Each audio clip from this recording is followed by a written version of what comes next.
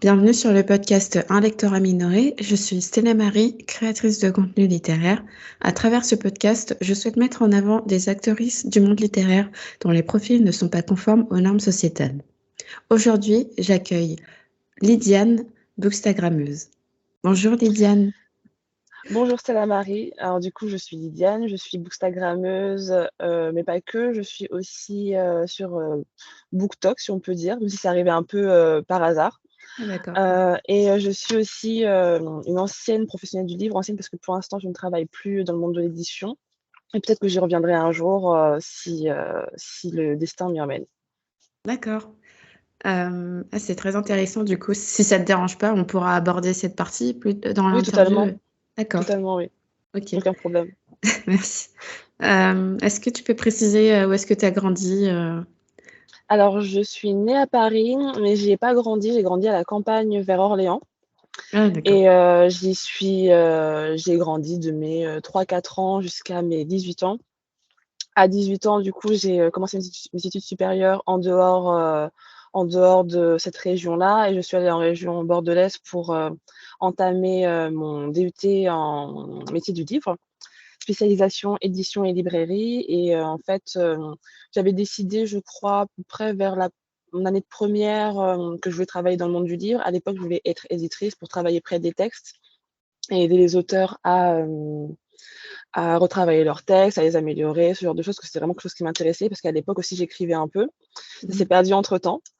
En fait, excuse-moi. Et en fait, c'est une décision que j'avais prise de m'engager dans cette filière-là, dès la sortie, post-bac. Donc c'est ce qui s'est passé.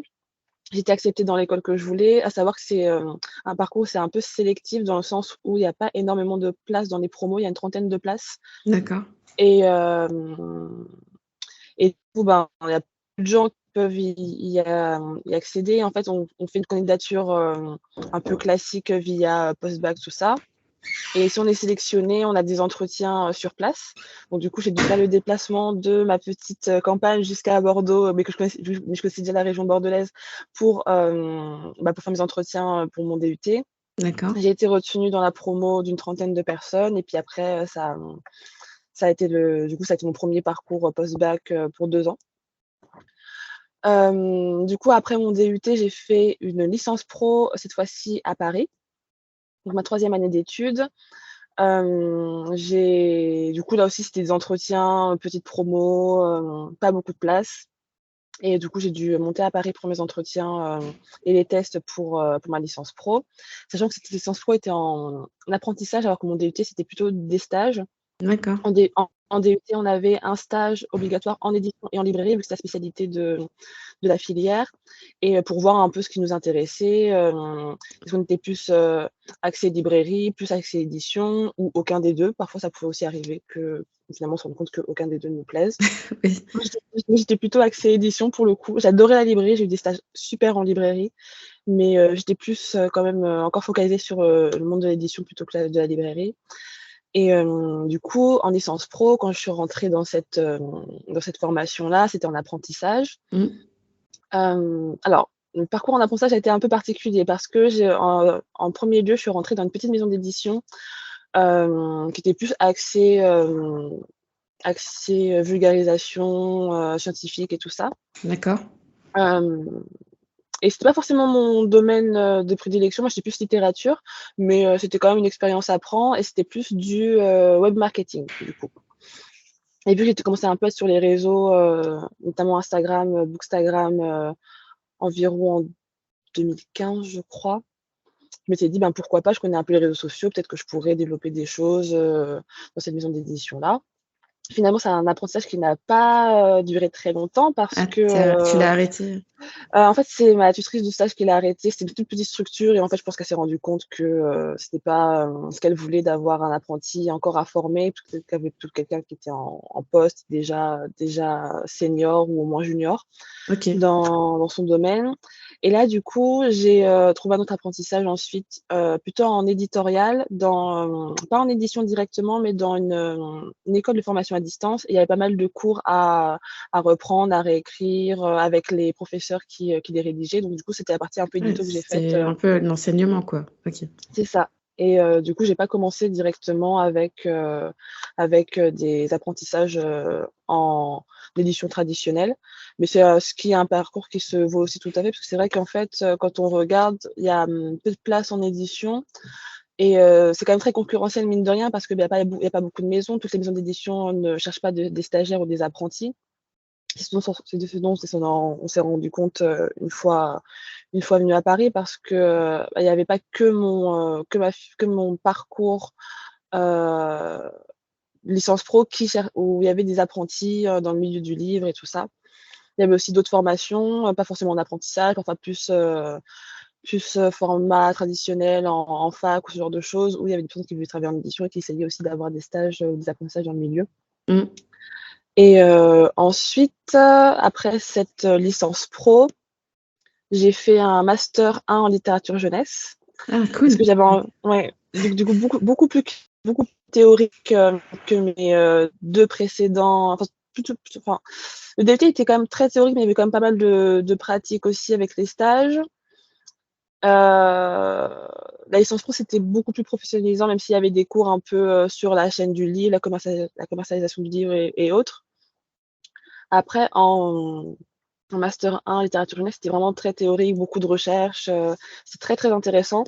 Mais c'est aussi je me suis rendu compte que la recherche, c'était pas trop pour moi, mine de rien, parce que, Il y a ça a beaucoup beau de être très documentation, non? c'est ça et puis beaucoup de documentation et puis je me suis aussi un peu rendu compte que, heu, même si, il y avait une partie de la recherche que j'aimais beaucoup, mais, ça semblait aussi un peu déconnecté de la réalité que j'avais vue dans le monde du livre aussi à certains égards. Typiquement, à un moment, on avait des cours sur un peu les réseaux sociaux littéraires, notamment BookTok qui à l'époque, était vraiment en plein essor Mmh. et j'avais l'impression qu'il y avait vraiment cette incompréhension un peu de nos professeurs par rapport à la sphère BookTok. Ils avaient plutôt tendance à relier ça Ouais. au journalisme ou aux chercheurs, alors que c'était pas du tout le but de faire des contenus, liés enfin, qui s'approchent de la recherche ou autre. C'est vraiment de partager une passion, la rendre accessible à tout le monde, le fait que ce soit pas élitiste et tout ça et en fait, justement, eux, ils s'enfermaient un peu dans cet élitisme qu'ils avaient à l'esprit, quand ils se penchaient sur Booktube ou Bookstagram ou autre et il y avait vraiment un fossé entre les 2 et c'est vrai que c'est une chose qui a fait que j'ai pas forcément voulu continuer, dans la recherche et j'avais pas envie que ça me ferme aussi des portes, d'un point de vue professionnel parce que, bah, du coup, on avait que des stages et c'est vrai que, plus on est formé en amont avant d'arriver dans le monde du travail, mieux c'est, je trouve Mmh. et du coup, j'ai décidé après ce master en littérature jeunesse que j'avais fait quand même pour avoir des bonnes bases dans le milieu, avoir vraiment l'historique parce que c'était un secteur dans lequel j'avais envie de travailler. J'ai décidé ensuite de faire, un master 2 en édition et communication, là qui reprenait le format de l'alternance et où j'ai trouvé du coup, l'alternance qui a un peu forgé ce que je voulais faire dans le monde de l'édition, à savoir du web marketing. Très bien. Donc c'est tout ce qui est communication sur, les Mmh. réseaux sociaux, à propos des C'est parutions, des ouais, dédicaces, d'accord. exactement. C'est en gros, oui, se gérer les réseaux sociaux d'une maison d'édition, comment on arbitre, du coup la promotion des titres qui sont prévus au catalogue. Et en général, c'est surtout, beaucoup Instagram parce que c'est le réseau social qui est majeur, dans le monde du livre. Ça et du coup, ça allait aussi bien des réseaux sociaux, mais qu'aussi à l'administration du site internet, de la marque et aussi prévoir un peu parfois des événements avec, des influenceurs, littéraires. C'était très, très vaste et c'était vraiment une expérience qui a été très, très formatrice et qui a fait Tu que je voulais travailler dans recommanderais ce aujourd'hui à quelqu'un? Est-ce que bah, tu as le droit totalement. de spécifier, où est-ce que tu as travaillé pour ton master Oui. 2? Pour mon master 2, j'étais en apprentissage chez Univers Poche. Univers Poche, c'est une entité qui regroupe, plusieurs maisons d'édition. À l'époque, c'était Pocket, 10-18, PKJ, les éditions Fleuve aussi. J'en oublie forcément. Pocket, PKJ, éditions Fleuve. 10-18, c'était un peu les maisons majeures. Du coup, il y Mmh. avait vraiment de tout. Il y avait de la littérature, française, étrangère, jeunesse, middle grade, du polar. Il y avait vraiment de tout et c'était un peu des maisons d'édition que je suivais déjà sur les réseaux sociaux très activement parce que j'aimais beaucoup leur catalogue et du coup, travailler dans l'envers du décor, ça a vraiment été, très, très, une très, très bonne Formateur. expérience. OK. Ah, c'est cool, que tu aies un panel, on va dire, Mmh, d'expériences, c'est hyper intéressant. pareil. Mmh mh. Hem, Avant de passer à la partie sur ta création de contenu, déjà, je voudrais savoir, toujours pour ta présentation, est-ce que tu as d'autres, passions dans la vie? Oui, il y a pas mal d'autres choses qui ont un peu pris le pas, j'avoue, sur, ma création de contenu littéraire. Bon, j'aime beaucoup la photographie, notamment la photographie argentique. J'en fais depuis, quelques temps et c'est un de mes hobbies, à côté. Et puis après, il y a aussi tout ce qui est un peu, dans la vibe vintage, que ce soit les vêtements ou la décoration. Voilà, D'accord, dans les ouais. grandes lignes. Donc oui, après on va peut-être, rajouter une partie qui était pas prévue, mais sur ton expérience, professionnelle. D'accord. Donc du coup, tu as travaillé donc chez Univers Poche, en Mmh. master 2, c'était de l'alternance, c'est ça? Oui, d'alternance. OK, et du coup, quels ont été, les débouchés, de ce master? Du coup, comment ça s'est passé après, lorsque je l'ai fini? Bah, du coup, quand je l'ai fini, après j'avais fini mon alternance du coup chez Univers Poche. Bon, après à savoir aussi qu'en édition, ça se fait, quand même assez rarement d'embaucher les apprentis ou les stagiaires Ah parce ouais? que il y a pas énormément de place aussi. C'est un milieu qui est très sollicité, qui est, mine de rien assez bouché. Mmh. Mais bon, c'est pas grave, c'est quand même une, belle expérience qui après m'a permis de pouvoir, avoir des débouchés ailleurs. Après ce master et mon apprentissage, du coup, j'ai travaillé chez Livre Paris, l'ancienne édition de Livre Paris, du coup, avant que ce soit le Festival Livre de Paris, comme c'est le cas depuis 2 ans. Et c'était, en fait, l'édition, du covid. Donc malheureusement, en Aïe. fait, ça a pas vu le jour alors qu'on avait une très, très belle programmation, c'est très dommage. Et du coup, j'étais content manager, pour le Salon du livre de Paris et je m'occupais notamment, des réseaux sociaux de Livre Paris et du site internet. Et du coup, le tout en partenariat avec les éditeurs qui voulaient mettre en avant leurs livres, que ce soit sur, nos réseaux sociaux à nous, aussi bien du coup Instagram que Facebook, parce que mine de rien Facebook était quand même aussi assez porteur pour Livre Paris et aussi du coup, la mise en avant du programme, sur le site internet et tout ça. OK. Donc ça se Ouais. rapprochait quand même, donc l'intitulé était un peu différent de celui de mon apprentissage qui était assistante en marketing digital, mais grosso modo, il y avait quand même pas mal de missions qui se regroupaient, c'est juste l'intitulé qui changeait, pour ce poste-là. Mmh, et qu'est-ce qui t'a fait basculer, en fait? Parce que de ce que je comprends, tu avais eu d'abord des expériences, on va dire, dans l'édition traditionnelle et ensuite tu as Mmh. basculé vers le côté, communication. Oui. Du coup, qu'est-ce que tu préfères, des 2? Est-ce que c'est plus étude de texte ou est-ce que c'est, bah, du coup, intervenir à la fin de la chaîne, de fabrication et promouvoir le livre, en lui-même? Oui, pour le coup, c'est vraiment la promotion du livre en lui-même qui m'intéressait parce que j'étais quand même active sur, pas mal active sur Instagram, Bookstagram, à l'époque et j'avais bien envie de voir un peu l'envers du décor, comment ça se passait pour, les maisons d'édition quand elles voulaient mettre en avant, leurs titres. Parce que forcément, ça me parlait encore plus que le travail sur le texte, en édito. Et oui, du coup, ça a vraiment été une expérience, chez Univerpoche qui a été déterminante pour, me rendre compte que c'est vraiment ce qui me plaisait et que j'avais envie de faire. Parce qu'en fait, ce qui est vraiment bien avec, le marketing digital, c'est que ça bouge tout le temps. Donc c'est toujours de nouveaux challenges, de nouvelles manières de penser la promotion digitale, et tout ça. Donc c'est très dynamique. Là où, c'est pas que je m'ennuyais en édito, mais c'est vrai que ça peut être un peu plus, redondant et c'est un rythme qui me convenait un peu moins, du coup. D'accord, OK, et du coup, bah, qu'est-ce qui t'a fait, arrêter, enfin, qu'est-ce qui t'a fait, faire une pause, du coup, si c'est pas indiscret? Bah, justement, après, ce qui m'a fait faire une pau alors j'ai eu mon poste après chez Livre Paris qui était un CDD et ensuite j'ai travaillé pendant presque 2 ans à nouveau en édition mais plus, pas en littérature cette fois-ci du coup, mais plus dans ce qu'on appelle le pratique illustré, à savoir, tout ce qui est livres de cuisine, développement personnel, bande dessinée aussi un peu. Et bon, hormis la bande dessinée, c'était pas non plus mon milieu de prédilection. C'était quand même très intéressant de voir un autre secteur éditorial pour diversifier en fait, mon parcours et puis même mes connaissances, de la chaîne du livre. Après, c'est vrai que c'est un poste, où ça a été, un peu compliqué. C'était un moment où il y avait pas mal de restructuration, et puis, aussi j'étais un peu moins, passionnée, on va dire, par, ce que je faisais, contrairement à la littérature dans mon apprentissage, précédent. Donc, du coup, quand j'étais à ce poste-là, c'était quand même très enrichissant et tout ça, mais, c'était pas ce qui me convenait le plus. Et il y avait aussi un souci, on va dire, de charge de travail parce que, ben, il y a pas des grosses équipes en édition, on peut pas se mentir. Et la charge de travail, heu, couplée, à d'autres facteurs ont fait que j'ai préféré partir et prendre du temps aussi pour, voir si je voulais retourner en édition directement après ou changer de secteur et puis élargir mes horizons dans le milieu du digital. OK, très bien. Bah, en tout cas, j'espère que tu pourras exercer, une profession qui te plaira. Mmh.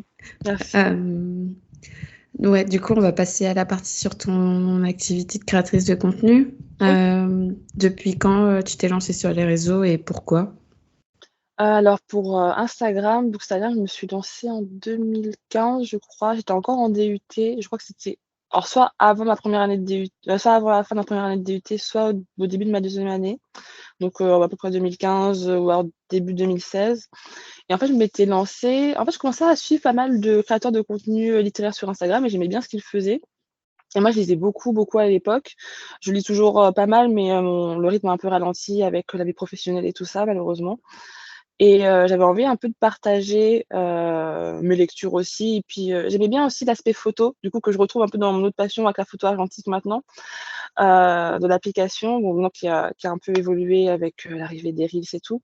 Mmh. Mais du coup, c'était vraiment, oui, l'idée de mettre en avant, mes lectures visuellement et puis aussi à l'écrit dans les légendes qui me tentaient bien et puis aussi parler un peu de livres avec des gens en dehors de mon cercle. C'est vrai que, hem, alors c'est vrai que du coup, là où j'ai grandi, j'avais peu de gens avec qui partager, mon amour de la lecture, qui a commencé à peu près quand j'étais au collège.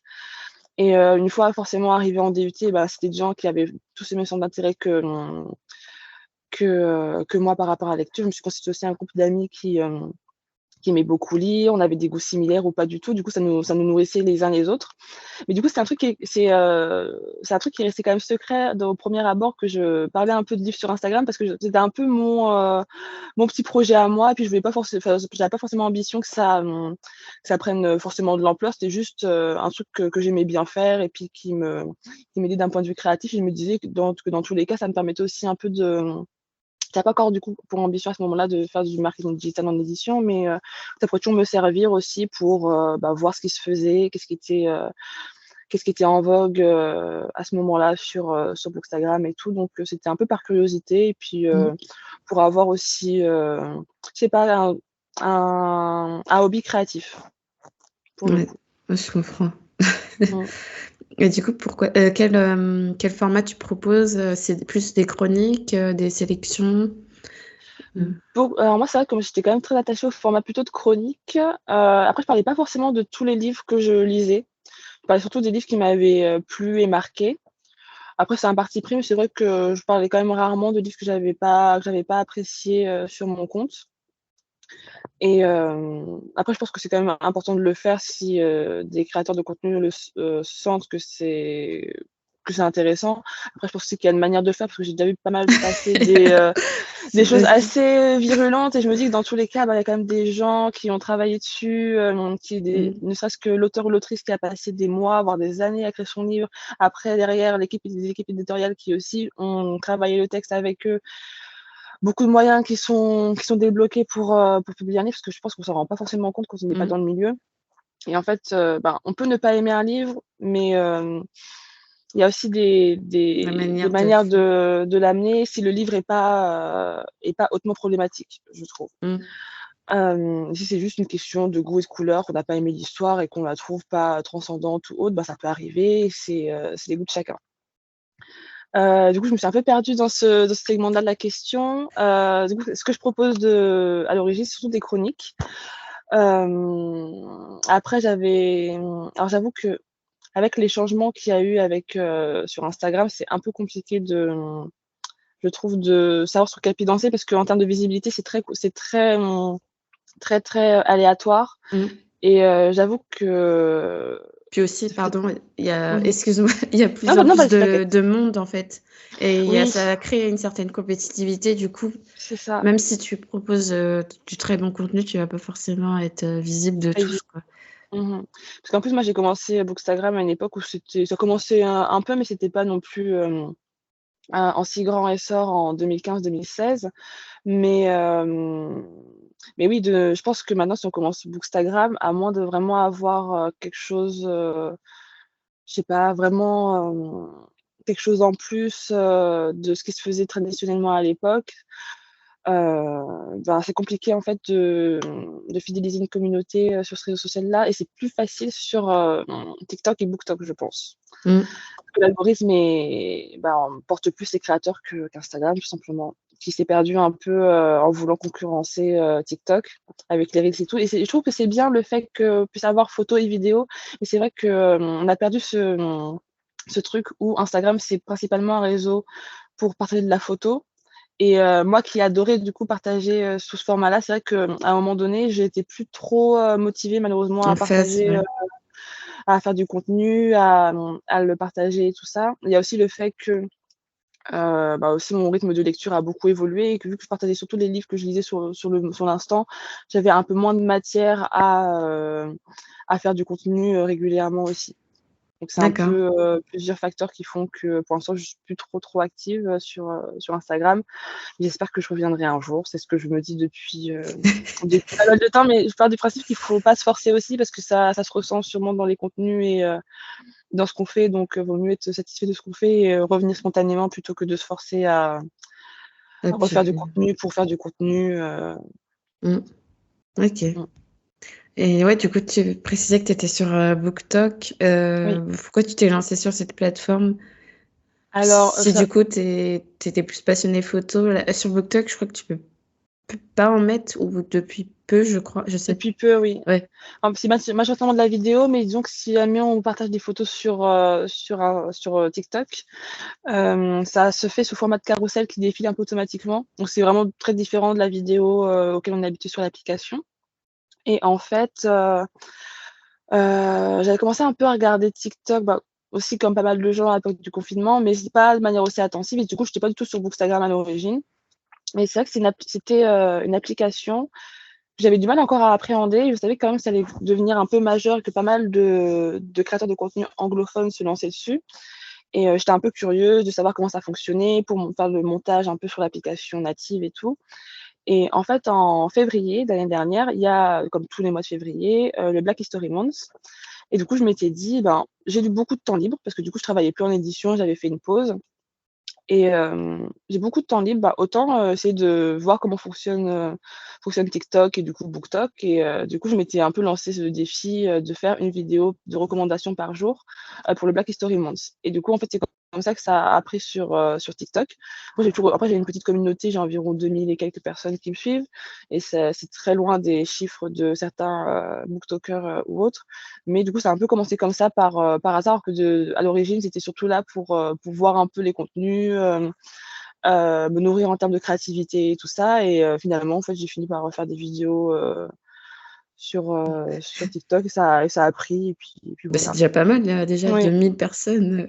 Mmh En fait, ça m'a aussi permis de réaliser que, quand on est régulier sur TikTok, en fait, ça peut aller très, très vite parce que, le mois de février, c'est 28 jours, c'est quand même très, très court et oui, vraiment, je suis passée de aucun abonné parce que, je faisais rien sur TikTok à, 2000 personnes qui me suivaient parce que je fais des recommandations et tout et du coup, c'est vrai que ça a un peu arrivé par hasard donc après, le mois de février, j'ai continué à faire un peu des petites vidéos mais un peu plus, de manière un peu plus espacée Mmh. mais du coup, ça a commencé comme ça. OK. Ouais, c'est intéressant et Ouais, ça donc j'ai un peu eu un compte BookTok par défaut, si on peut dire. donc pour l'instant, tu dirais que tu préfères utiliser TikTok, ce que je comprends? Du coup, oui, en fait, je trouve ça plus facile en termes de création de contenu parce que, Bon, TikTok, c'est comme toutes les applications, qui ont un algorithme. Si on est moins actif, forcément, bah, après, ça se répercute sur la visibilité de notre contenu. Mais en fait, une fois qu'on remet le pied à l'étrier, ça peut revenir assez facilement même je trouve qu'avec toutes les trends qu'il y a ou autres, c'est tellement facile de se dire: «Bah, tiens, j'ouvre l'application, je lance, j'ai un petit concept pour parler d'un livre ou d'une série de bouquins ou de faire un haul ou n'importe quoi d'autre» et après, tu as juste à faire ton petit montage, ajouter deux trois trucs et puis c'est dans la boîte.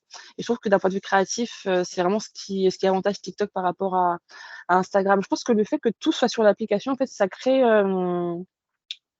pour faire le contenu, ça crée vraiment quelque chose de plus, aisé d'un point de vue créativité et même, praticité, en fait. D'accord. Ouais, Là où c'est sur vrai que c'est assez Instagram, dynamique et puis tu mmh, peux c'est assez facile totalement. d'accès. Après, je sais pas. Parce qu'en termes de communauté, est-ce que tu as l'impression d'avoir le même type d'audience, démographique, soit en termes d'âge, ou en Alors termes j'avoue de d'engagement? Heu, ouais, mais en fait, j'avoue que contrairement à Instagram, je regarde pas tous les stats de TikTok. En fait, j'ai pas trop envie que ça mette une sorte de pression comme sur Instagram avant pour faire du contenu ou pour, développer telle ou telle chose. Je préfère que ça reste spontané et du coup, je sais pas trop, quelle audience me suit. Je pense que c'est majoritairement des filles, sûrement. Que c'est vrai que dans, bah, le milieu littéraire, il y a majoritairement des femmes. Ouais, comment ça s'explique d'ailleurs ça, Parce qu'il y a eu des Mmh, recherches de fait, ben, j'avoue que je sais pas. Je me demande si c'est pas aussi un peu sociétal dans le sens où,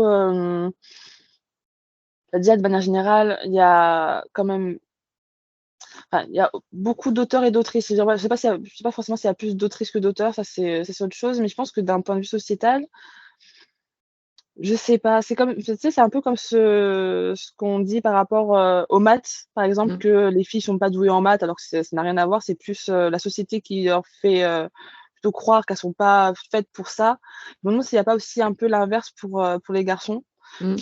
qui trouvent pas forcément, c'est pour certains, des genres littéraires qui les intéressent. Après, c'est vrai qu'après, il y a plein de genres, qui peuvent convenir, à un lectorat, varié, notamment je pense à la bande dessinée qui est très populaire aussi bien chez les filles que chez les garçons et ça ceci c'est un problème parce que je trouve que pas mal de gens ne considèrent pas la bande dessinée comme des livres déjà et comme, un genre littéraire à part entière alors que c'est tout à fait le cas. Déjà, par rapport à ce distinguo, en fait, de littérature et bande dessinée, j'ai l'impression qu'il y a un peu ça à l'édition du Festival du livre de Paris, qui a lieu en ce moment, dans le sens où, ben, Il y a pas la part de bah, bande dessinée dans le festival?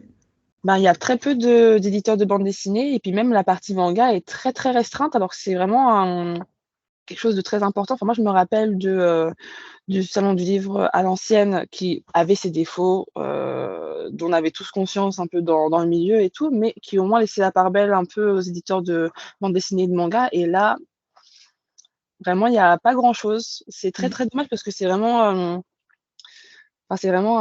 un genre de lecture qui est très apprécié, qu'on soit jeune ou moins jeune et typiquement à Montreuil, ils laissent encore la part belle aussi à la bande dessinée parce que Mmh. bah, après je pense que après c'est aussi jeunesse donc c'est vrai que quand on est un peu plus jeune, on a aussi tendance à beaucoup lire de formats Le illustrés, graphique, ouais. et tout ça. Après ça se perd ou non selon les goûts de chacun en grandissant, mais je trouve que c'est dommage de faire preuve, d'une forme d'élitiste à ce sujet-là parce que c'est pas un genre littéraire qui est moins noble qu'un autre, en fait. Mmh. Ouais, je comprends. Après, c'est vrai que moi, personnellement, j'en lis peu, mais c'est plus parce que je préfère, enfin, par rapport à la taille du roman et vs le prix, Mmh. je Ah préfère oui. s'investir dans un ouvrage de 300 pages, voire 400 pour 20 euros, plutôt que dans un livre que je vais lire en 20 minutes. Oui, je comprends. Mais après, je reconnais qu'il y a du travail derrière. Mmh. Mm.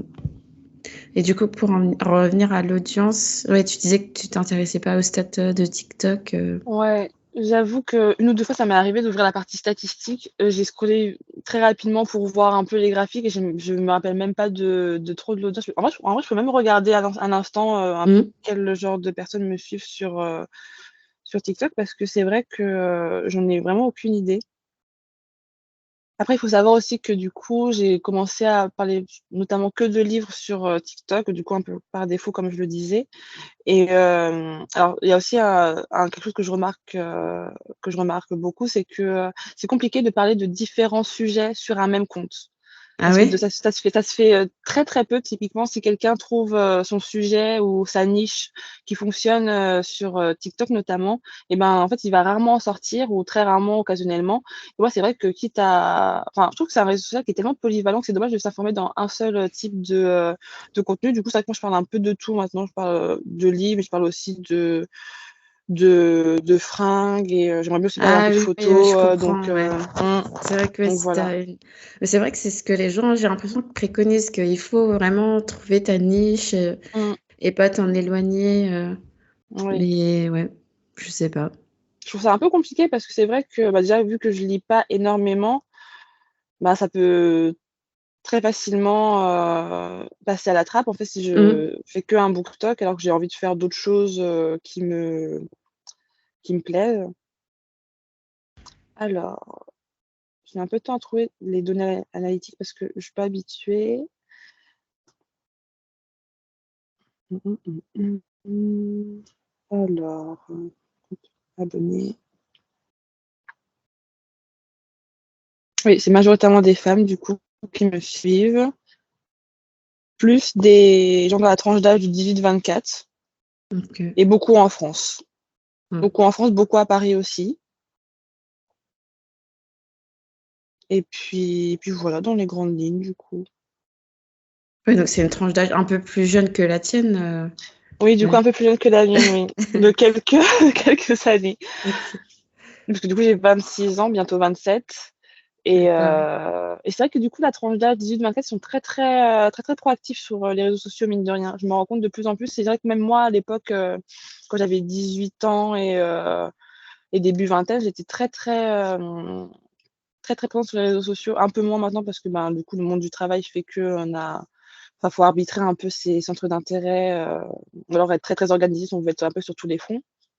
Mais oui, c'est vrai que c'est la tranche d'âge qui est la plus proactive pour le coup. Mmh.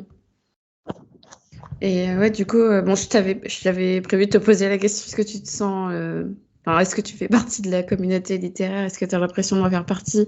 Je Mmh mh. suppose que oui, déjà de par tes études, de par tes expériences professionnelles. Mais, est-ce que tu as déjà fait, des événements littéraires, je veux dire en dehors de ton cadre professionnel? Et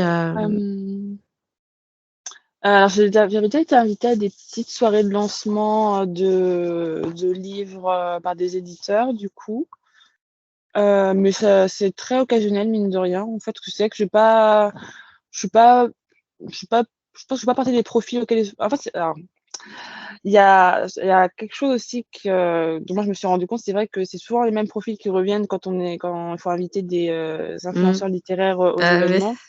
C'est vrai que en fait, au-delà du fait que c'est dommage de pas un peu plus varier, c'est qu'en fait, il y a tellement de gens que, Je pense que ben, une même, fois que les éditeurs, en fait, sont habitués à avoir des créateurs de contenu en particulier, ben, en fait, ils sortent pas de ces zones de ouais, ils confort-là. vont pas faire cette veille que nous on fait, enfin C'est voir que ça, moi je fais en tout cas, c'est ça. et c'est dommage, Mmh mmh, et puis même moi aussi, je me rends compte aussi que quand je travaillais un peu dans ce secteur et qu'on devait un peu aussi trouver des partenaires pour, envoyer les services presse et tout ça, mmh. j'essayais aussi un peu de varier un peu les profils. Mais c'est vrai que déjà, il y a beaucoup de gens et aussi, il y a il y a un rythme de publication qui est tellement intense aussi que parfois, malheureusement, on n'a pas le temps de se pencher aussi sur, développement des nouveaux partenaires. Parce que Ouais, c'est vrai ce que c'est qui quelque se chose qui est passe très sur chronophage et en ouais, fait, à un moment donné, avec le rythme éditorial qu'il y a et le peu de temps dont on dispose, bah, en fait, il faut faut faire prioriser. des choix rapidement et malheureusement, parfois, ça c'est un peu quelque chose qui passe à la trappe si on n'a pas le temps de s'y pencher, assez, si on fait pas de veille aussi à côté en tant que passionné du livre ou autre. Donc ouais, c'est un vrai point, le fait qu'il y a un rythme de publication qui est très intense, qui permet pas de dégager du temps pour développer un peu plus, des partenariats plus diversifiés avec des personnes qui sont pas forcément toujours les mêmes, Mmh. et qu'on voit partout. Ouais, c'est vrai. On en a déjà discuté avec différentes invités et c'est vrai qu'on Mhm. retrouve toujours les mêmes types de profils. Après, c'est pas, Oui. enfin, moi, j'ai rien contre ces profils-là et je pense que Oui, pareil. si Eloïc en sont arrivés là, c'est qu'il y a eu du travail derrière Oui, et une certaine implication. Mais mhm. il y a aussi d'autres personnes, je pense, Oui, totalement. qui mériteraient de bénéficier aussi de ces privilèges. Je pense qu'on peut appeler ça un Mhm. privilège, hein, puisque être auditeur Totalement. d'événements, recevoir des livres gratuits, c'est pas donné à tout le Mhm. monde. Mais ouais. Totalement, oui.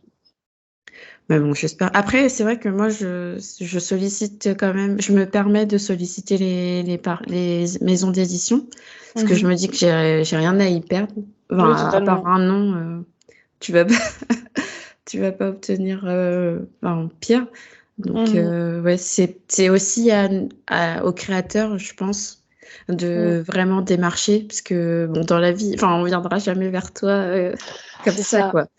Donc, même si tu remarques que les gens viennent pas vers toi, bah, Mm. faut aussi les démarcher. Et je pense Oui, que puis faire en sorte aussi un peu que les maisons d'édition nous remarquent, que ce soit en ouais. les taguant sur nos contenus, en commentant un peu les publications qu'ils font ou autres, en Mm, réagissant, et puis et aussi pour que bah, du coup les community managers puissent se dire ah bah tiens ce profil-là quand même il a l'air très actif, ah tiens c'est un compte Bookstagram, qu'est-ce qu'il fait, qu'est-ce qu'elle fait, mm, et tout ça, oui. Et aussi, ça aussi, c'est un vrai sujet, je pense aussi, parce que je pense que les gens se rendent pas compte que tout n'est pas géré en interne quand il s'agit de la communication aussi des maisons d'édition sur les réseaux sociaux. Forcément, c'est facile géré en interne par des équipes, mais après, c'est des community managers qui sont externes. Donc aussi, ah, ok, d'accord. enfin, majoritairement, en tout cas, c'est très rare qu'il y ait des community managers en interne qui s'occupent du catalogue, qui sont directement dans les bureaux avec les équipes et tout. Et ça, c'est aussi quelque chose que les gens ne savent pas et qui, je pense, influent un peu sur leur jugement du milieu parce qu'ils se disent mais comment ça se fait que l'éditeur s'est pas rendu compte de ça, ça, ça. En fait, le truc, c'est que bah, tout est segmenté. Mhm, L'édito est à l'édito, le commercial est au commercial. Après, évidemment, on communique entre nous, mais tout est segmenté pour que chacun ait son domaine d'activité et que personne ne marche sur les plates-bandes de l'autre et puisse avancer dans sa spécialité, en fait. Et ce qui fait que bah, même si on communique entre services, bah, il y a des choses parfois qui nous échappent, en fait, tout qui simplement. passe à l'autre. Mmh. Mm. Ouais, c'est vrai que ça, on ne se rend pas compte. C'est vrai. Moi, je Oui. pensais que tout se gérait dans la maison d'édition, mais de ce que tu me dis, il y a des gens, c'est comme des prestataires, c'est ça, Oui, qui souvent, c'est sont. des community managers en freelance qui font du CM pour une ou plusieurs marques. Et puis après, qui sont choisis évidemment par les équipes avec qui ils vont travailler en marketing digital et tout ça. Mais du coup, oui, c'est des personnes qui sont pas forcément dans les bureaux. Mm, À l'instant T avec le reste des équipes. Il y a toujours un contact très soutenu parce que, bah, il faut se tenir au courant des actualités, du catalogue, de ce qui est prévu dans le calendrier éditorial. Donc on est toujours en contact tout le temps, mais ils sont pas dans les bureaux avec nous, tout simplement. ok, bon, bah, c'est Et après bon ce à savoir. Mm. Oui, et après du coup, c'est eux qui nous font monter un peu ce qu'ils remarquent, et que parfois on ne voit pas directement, parce qu'on ne suit pas des réseaux sociaux, en direct, sur les réseaux. S'il y a quelque chose, s'il y a des réactions un peu contrariés de la communauté par rapport à X ou Y raison, et autres, c'est eux qui nous le font remonter, directement parce que c'est eux qui sont toujours en fait sur Mm. le front, on va dire. Est-ce que tu as un exemple en tête? Parce que. euh, Heu, j'ai pas forcément d'exemple précis qui me vient à l'esprit. Heu, Parfois on peut avoir des commentaires un peu de mécontentement, je sais pas pour j'ai pas d'exemple qui me vient en tête particulièrement. En fait, en fait, mine de rien, les commentaires très négatifs et les bad buzz, c'est pas monnaie courante, mm. contrairement à ce qu'on peut penser. Mais oui, souvent, c'est parfois plus bah, non, j'ai pas d'exemple en tête qui me viennent C'est pas particulièrement. grave. Ça date d'il y a un petit moment en plus, Ah oui, bah oui. donc c'est pas très, très frais dans mon esprit. Bon, c'est pas grave. Oui. Ouais, du coup, et tu as fait des rencontres depuis que tu es dans le monde du livre? Est-ce que tu as pu te créer un Hem, petit réseau, soit d'amis ou soit professionnel, avec qui tu as encore des Heu, contacts? Justement d'un point de vue pro, je pense que ça m'a pas mal aidé pour, notamment mon apprentissage chez Univers Poche. Le fait que je sois aussi un peu, dans l'affaire Bookstagram, vu que j'avais un peu cette double casquette, de pro de par ma formation et aussi de passionnée, de par mes réseaux sociaux. Après, j'avoue que j'ai plus des connaissances que des amis très proches dans le milieu et parfois que je croise à des événements, que ce soit des créateurs de contenu ou des autrices. Voilà, ça je vais moins parler du nez comme ça. Mais oui, surtout plus des connaissances que je croise un peu à des événements ponctuels. Typiquement, quand j'étais au salon du livre, enfin l'inauguration de Livre Paris, il y a 2 jours, j'ai croisé pas mal de gens, avec qui j'avais travaillé ou alors avec qui j'échangeais sur les réseaux sociaux. Du coup, ça fait toujours plaisir, mais c'est vrai que j'ai un peu tendance à rester un peu dans ma bulle, j'avoue. OK. Non, mais après c'est Mmh. ton comportement. Mais chacun est pas forcément obligé Oui. Et après, de manière générale, je de suis quand même un peu, assez introvertie et réservée, donc j'ai aussi, du coup, mes sphères, d'amis. J'ai des amis qui sont aussi un peu dans le monde du livre. Je sais pas, la majorité de mes amis sont dans le monde du livre, en fait, mine de rien, parce que, j'ai fait mes études de avec eux et t'affiner. du coup, en fait, on s'est suivis, donc voilà. Mais oui, du coup, je suis assez introvertie et réservée, donc c'est vrai que ça c'est des connaissances et des relations qui transcendent rarement, en fait, juste l'écran. On se fait pas de sortie, genre dans des cafés ou autre ensemble ni rien. C'est juste, ça reste, Cordial. en ligne et parfois quand on se voit aux événements, on discute et puis voilà, OK, quoi. cool. Bah, c'est déjà Mmh. bien. Au Oui, moins, tu es en bon terme avec tout le monde. c'est ça. On va passer peut-être à la partie, lecture, puisque je t'ai Mmh mh. pas demandé exactement tes goûts littéraires, ce que tu as l'habitude de lire. Mmh. Alors je lis un peu de tout en vrai, enfin un peu de tout sauf du roman, genre policier ou thriller. Alors que je Mmh, pense que ça me plairait, mais je sais pas, j'ai moins d'affinité, avec ce genre d'histoire à l'écrit, contrairement à tout ce qui est séries et films, bizarrement.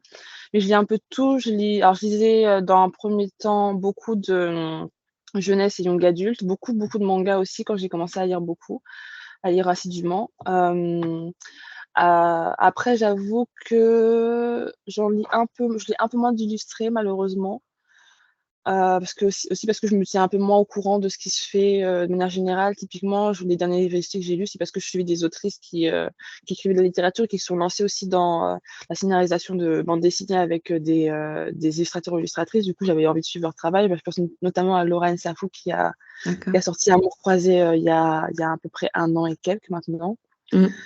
Mais en dehors de ça, c'est vrai que je lis beaucoup moins d'illustrés. Je lisais beaucoup de mangas aussi à un moment donné. J'en lis quasiment plus. Je suis même, en termes d'animé, j'en suis plus forcément, donc ça s'est un peu perdu avec le temps. Mais du coup, peut-être depuis, ouais, 5-6 ans, je lis aussi quand même pas mal de littérature, contemporaine, on va dire, que ce soit de la littérature française ou étrangère. Et un peu d'essais aussi. Alors des essais, je sais que c'est un genre qui fait un peu peur parce que tout le monde se dit que c'est très académique, très Ouais, cadré, parfois un peu soporifique ou autre, alors qu'il y a des essais qui sont, plus accessibles.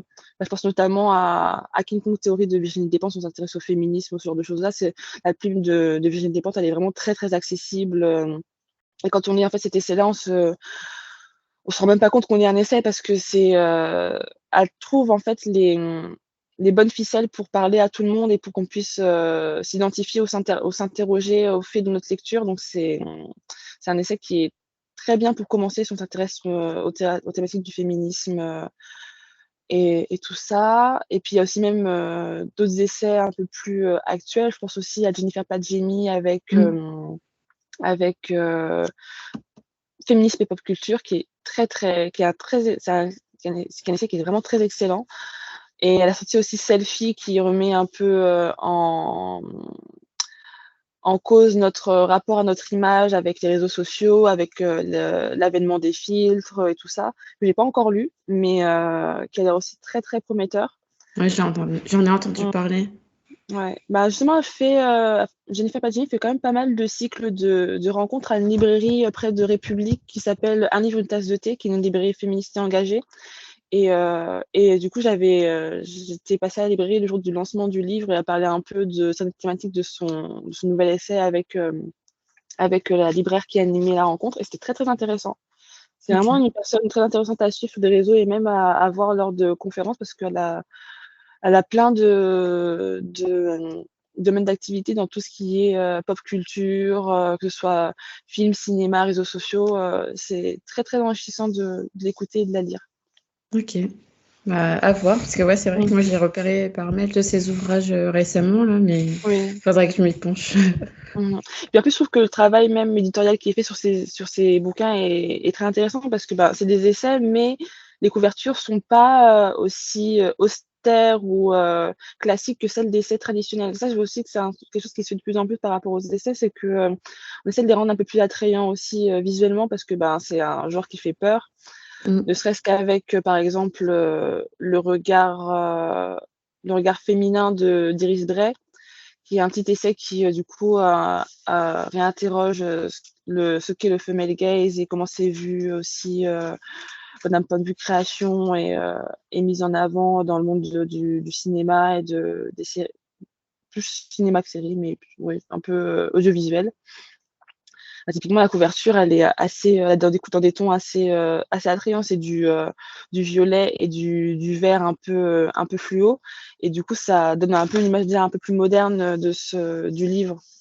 Et OK. ça aide aussi, je pense, les gens à se dire que c'est peut-être plus accessible pour eux, de se lancer, là-dedans parce que c'est vrai que c'est un genre littéraire qui fait un peu peur. Mmh.